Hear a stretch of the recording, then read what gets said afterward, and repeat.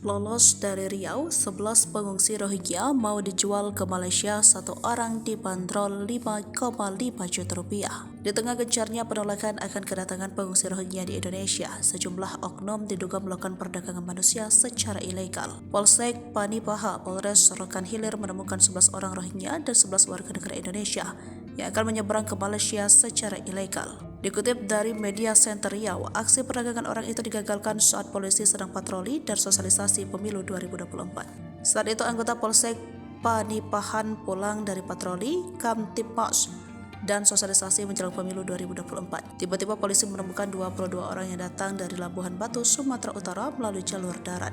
Sebanyak 11 orang Rohingya dan 11 lainnya WNI yang mau diberangkatkan ke Malaysia, ujar Kapolres Rokan Hilir, AKBP Andrian Pramudianto. Andrian menjelaskan awalnya personel Polsek Panipahan melihat sekelompok orang yang membawa tas pada Rabu 3 Januari. Polisi mencurigai mereka sebagai TKI ilegal yang mau diberangkatkan. Rencana mereka akan menyeberang ke Malaysia melalui Kepulauan Panipahan Darat, Kecamatan Pasar Limau, Kapas, Kabupaten Rohil. Selain 22 orang itu, polisi juga mengamankan dua pria berinisial MM 44 tahun dan HA 37 tahun. Kedua pria itu diduga pelaku yang mengatur keberangkatan ke-22 orang tersebut.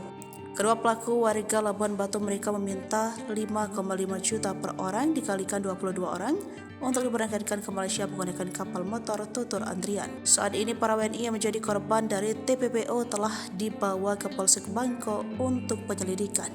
Sedangkan para etnis Rohingya diserahkan ke pihak imigrasi. Selain itu, polisi juga melakukan pemeriksaan terhadap saksi-saksi dan terlapor. Untuk dua orang yang diduga memperdagangkan etnis Rohingya dan WNI itu saat ini diamankan polisi.